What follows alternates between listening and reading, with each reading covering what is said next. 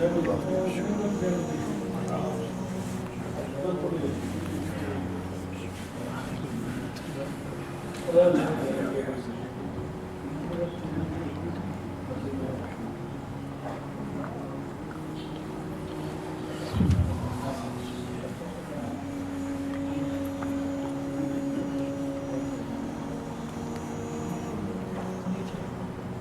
اللہ الرحمن الرحیم۔ معزز و محترم مشائخ و علماء اسلام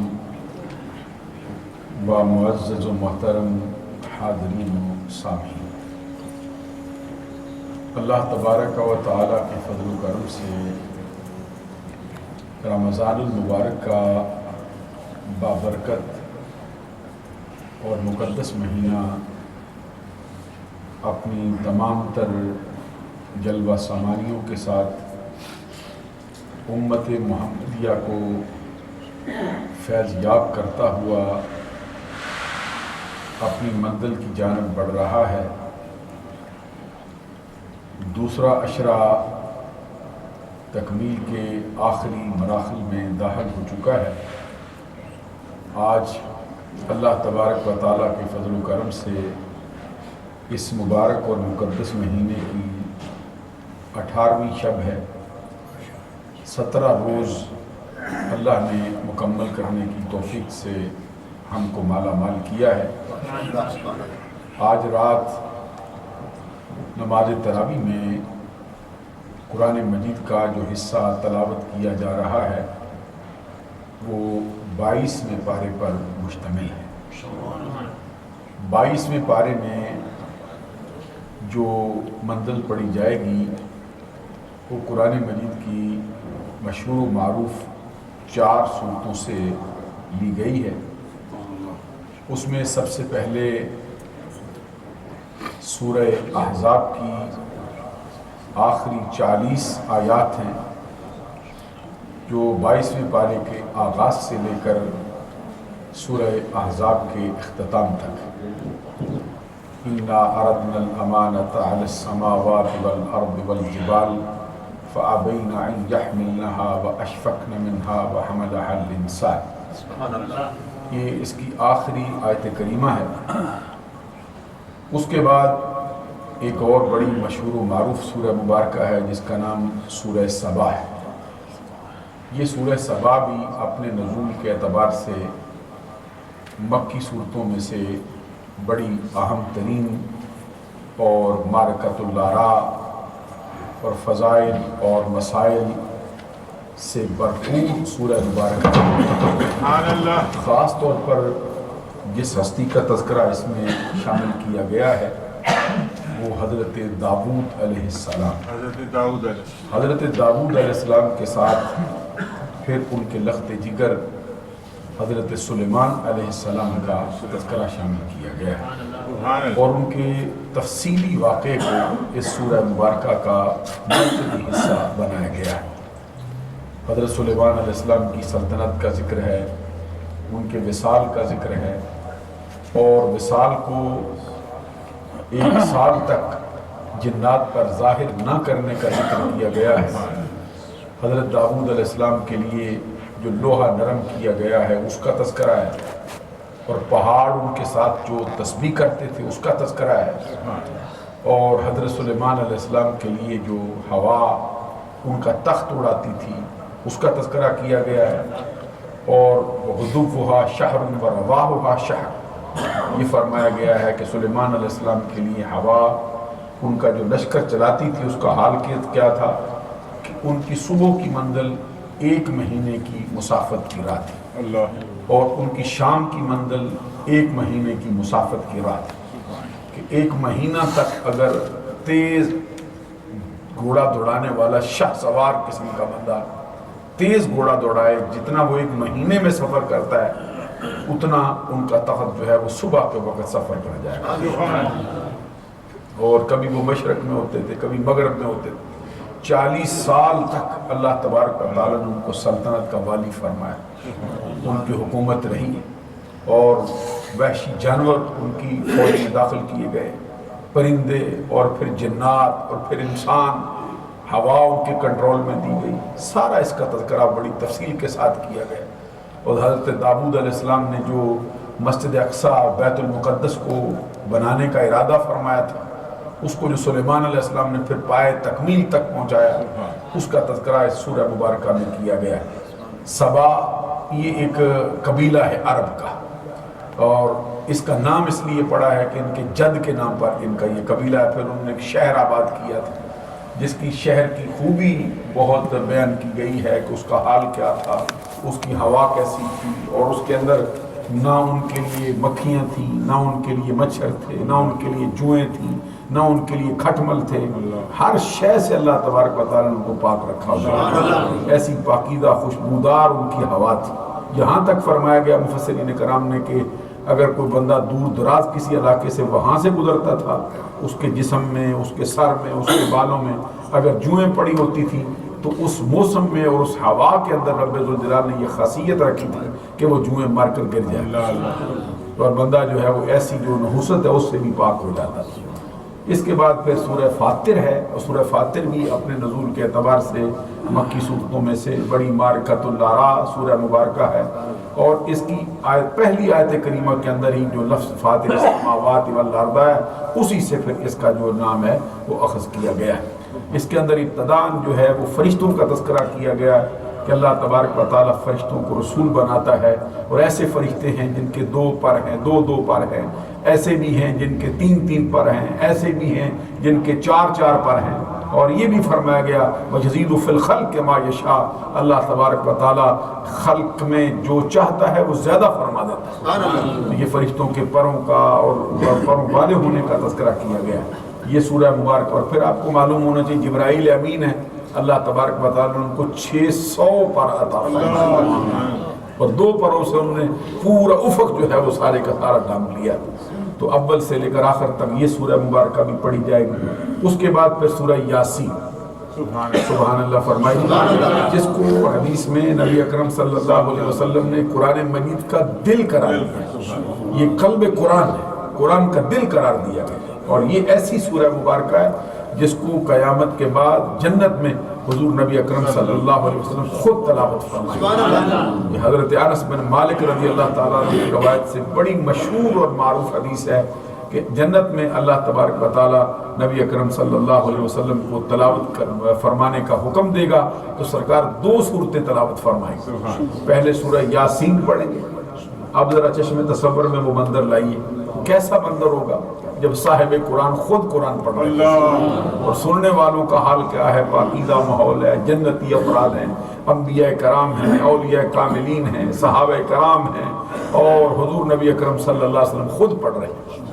سورہ یاسین کی تلاوت کریں گے، اور اس کے بعد پھر سورہ طٰہٰ کی تلاوت فرمائیں گے، اور حضور نبی اکرم صلی اللہ علیہ وسلم کے مکمل کرنے کے بعد پھر رب ذوالجلال خود جیسا کہ اس کی شان کے لائق ہے خود تلاوت فرمائے گا۔ اللہ تبارک و تعالیٰ اپنے شایان شان پہ سورۃ الانعام کی تلاوت فرمائے گا۔ یہ سورہ یاسین یہ اس قدر عظیم الشان سورہ مبارکہ ہے کہ اس کے پڑھنے پر حدیث میں فرمایا گیا کہ جو شخص اس کو 1 مرتبہ تلاوت کرتا ہے اس کو 10 قرآن پاک کے پڑھنے کا ثواب عطا کیا جاتا ہے، 10 قرآن پاک کے پڑھنے کا ثواب عطا کیا جاتا ہے۔ تو یہ سورہ مبارکہ جو ہے یہ 83 آیات پر مشتمل ہے۔ پہلی جو ہم نے سورہ سبا پڑھی ہے، سبا کے اندر جو ہے وہ 54 آیات، 6 اس کے اندر رکوع ہے۔ اس کے بعد پہلے سورہ فاطر ہے، سبا ہے، سبا کے اندر 54 آیات، 6 رکوع۔ اس کے بعد سورہ فاطر ہے، اس کے اندر 45 آیات ہیں اور 4 رکوعوں پر مشتمل ہے۔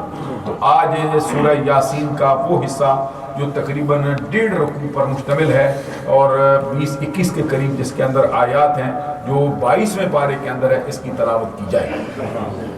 اور جہاں سے اس کا آغاز ہوگا وہ ہے وَمَن يَقْنُتْ مِنْكُنَّ لِلَّهِ وَرَسُولِهِ وَتَعْمَلْ صَالِحًا نُؤْتِهَا أَجْرَهَا مَرَّتَيْنِ وَآتَدْنَا لَهَا رِزْقًا كَرِيمًا يَا نِسَاءَ النَّبِيِّ لَسْتُنَّ كَأَحَدٍ مِّنَ النِّسَاءِ۔ سبحان اللہ فرمائے اللہ تبارک و تعالیٰ حضور نبی اکرم صلی اللہ علیہ وسلم کی ازواج سے فرماتا ہے، اور اے نبی وَمَن يَقْنُتْ مِنْكُنَّ لِلَّهِ وَرَسُولِهِ، اگر تم فرما برداری اختیار کرو اور اللہ اور اس کے رسول کی فرما بردار رہو اور نیک عمل کرو جس طرح کہ تم پہلے کرتی آ رہی ہو، نوتیہا اجرہا مرتین، ہم تمہیں اوروں کے مقابلے میں 2 گنا اجر عطا فرمائیں گے۔ یہ نبی اکرم صلی اللہ علیہ وسلم کی ازواج کی خصوصیت ہے کہ اور لوگ عمل کریں ایک نیکی پر اگر ان کو 10 گنا ثواب ملے گا، ان کو 20 گنا عطا فرمائیں گے۔ اوروں کو اگر ایک نیکی پر 100 گنا اجر دیا جائے گا، ان کو 200 گنا اجر دیا جائے گا۔ اوروں کو اگر ایک نیکی پر 300 گنا اجر دیا جائے گا، ان سو اس کے بدلے میں 600 گنا عطا کیا جائے گا۔ آپ کو معلوم ہے کہ حضور نبی اکرم صلی اللہ علیہ وسلم کی بڑی مشہور حدیث ہے، کل عمل ابن آدم یضاعف الحسنۃ بعشر امثالها الی 700 ضعف۔ ابن آدم کا ہر عمل جو ہے اس میں اللہ تبارک و تعالیٰ کی طرف سے اس کو جو اجر و ثواب عطا کیا جاتا ہے وہ 10 گنا سے لے کر 700 گنا تک عطا کیا جاتا ہے۔ قرآن مجید میں فرمایا گیا مثل الذین ينفقون اموالهم فی سبیل اللہ کمثل حبۃ انبتت 7 سنابل فی کل سنبلۃ 100 حبہ۔ وہ لوگ جو اللہ کے راستے میں مال خرچ کرتے ہیں ان کی مثال ایسے ہے جیسے دانے کی مثال۔ دانہ 7 بالیوں کو جنم دیتا ہے اور ہر بالی کے اندر 100 دانے ہوتے ہیں۔ واللہ یضاعف لمن یشاء، اللہ جس کے لیے چاہتا ہے اور بڑھا دیتا ہے۔ سبحان اللہ، اونچی آواز سے سبحان اللہ۔ اللہ تبارک و تعالیٰ اب 700 گنا پر بھی بس نہیں کرتا، تو اوروں کو اگر 700 گنا ملے گا تو ان کو وَتَعْمَلْ صَالِحًا نُؤْتِهَا أَجْرَهَا مرتين، اللہ تبارک و تعالیٰ فرماتا ہے اور اوروں کے مقابلے میں تمہیں 2 گنا اجر عطا کیا جائے گا۔ اوروں کی نیکی کا ثواب 700 گنا تک جائے تو ان کی نیکیوں کا ثواب جو ہے وہ 1400 گنا تک عطا کیا جائے۔ یہ حضور نبی اکرم صلی اللہ علیہ وسلم کی ازواج کو رب ذوالجلال کی طرف سے عطا ہے، کیونکہ اس کے اندر 2 رخ ہیں۔ ایک رخ ان کے لیے یہ ہے کہ یہ اللہ تبارک و تعالیٰ کے لیے نیکی کرتی ہیں، یہ اطاعت کے لیے ہے، اور دوسرا رخ یہ ہے کہ یہ محمد عربی کی خوشنودی کا چاہتے ہیں، سرکار کی رضا کی طلبگار ہے، تو سرکار کی رضا کی وجہ سے پھر ان کا جو اجر ہے وہ 2 گنا کر دیا۔ ساتھ ہی فرمایا یا نساء النبی لستن کاحد من النساء، اے نبی صلی اللہ علیہ وسلم کی بیویوں تم اور عورتوں کی طرح نہیں۔ کیا مطلب ہوا کہ زمانے کی کوئی اور عورت تمہاری ہمسری کا دعویٰ نہیں کر سکتی، تمہاری مقابل نہیں کوئی ایک عورت۔ آگے یا نساء النبی لستن کاحد، اے نبی صلی اللہ علیہ وسلم کی بیویوں زمانے کی کوئی ایک عورت بھی تمہارے جیسی نہیں۔ اللہ اکبر، کیا شان ہے، جس نبی کی بیوی جیسی کوئی اور عورت نہیں ہو سکتی، اس محمد عربی جیسا اور کوئی بشر کیسے ہو؟ حضور نبی اکرم صلی اللہ علیہ وسلم کا مقابلہ پھر کون کر سکتا ہے؟ کس کے بس میں ہے کہ سرکار کی ہمسری کا دعویٰ کرے؟ اللہ تبارک و تعالیٰ نے اپنے نبی صلی اللہ علیہ وسلم کو جداگانہ شان عطا فرمائی ہوئی، اور پھر اس کے اندر یہ جو مشہور و معروف آیت کریمہ آغاز میں آئی ہے، انہی آیات کے تحت انما یرید اللہ لیذھب عنکم الرجس اہل البیت ویطہرکم تطہیرا۔ نبی صلی اللہ علیہ وسلم کے گھرانے والوں، اللہ تبارک و تعالیٰ کا ارادہ یہ ہے کہ وہ تم سے ہر قسم کی ناپاکی کو دور کر دے، ہر قسم کا رجس لے جائے اور تمہیں ایسی طہارت عطا کرے جیسا کہ طہارت کا حق ہے۔ اور یہ اصلاً جو آیت کریمہ ہے یہ حضور نبی اکرم صلی اللہ علیہ وسلم کی ازواج کے حق میں نازل ہوئی۔ ذرا توجہ فرمائیے اور عقیدہ بھی درست ہو جائے کہ نبی اکرم صلی اللہ علیہ وسلم کی ازواج کی شان میں نازل ہوئی۔ سبحان اللہ، سرکار دو جہاں صلی اللہ علیہ وسلم کی بیویوں کے حق میں یہ آیت نازل ہوئی، اور پھر نبی اکرم صلی اللہ علیہ وسلم نے کمال لطف و کرم فرمایا کہ اس آیت کے تحت جو ہے وہ حضور مولا علی شیر خدا کو بھی اس میں شامل فرمایا، جو بڑی مشہور اور معروف حدیث ہے کہ انما لما نزلت هذه الآية انما يريد الله ليذهب عنكم الرجس اهل البيت ويطهركم تطهيرا، دعا رسول الله صلی اللہ علیہ وسلم فاطمة وحسنا وحسینا فجل لهم بكسائن وعلي خلف ظهره فجل له بكسائن فقال اللهم هؤلاء اهل بيتي اذهب عنهم الرجس وطهرهم تطهيرا۔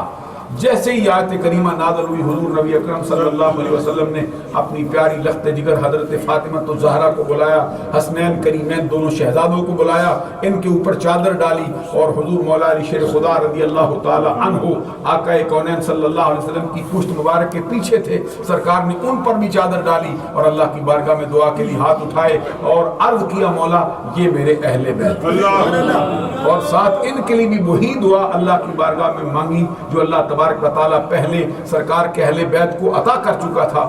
عرض کیا مولا ان سے بھی ہر قسم کی ناپاکی کو دور کر، ہر قسم کا رجس ان سے لے جا، ہر قسم کی جو برائی ہے ان سے دور کر دے اور ان کو ایسی طہارت عطا کر جیسا کہ طہارت کا حق ہے۔ یہ اس سے آگے بھی تھوڑی سی حدیث ہے جو کسی موقع پر آپ کی خدمت میں عرض کریں گے۔ اللہ تعالیٰ عمل کی توفیق عطا فرمائے۔ ایک حاجی صاحب نے 10 پاؤنڈ کا نذرانہ پیش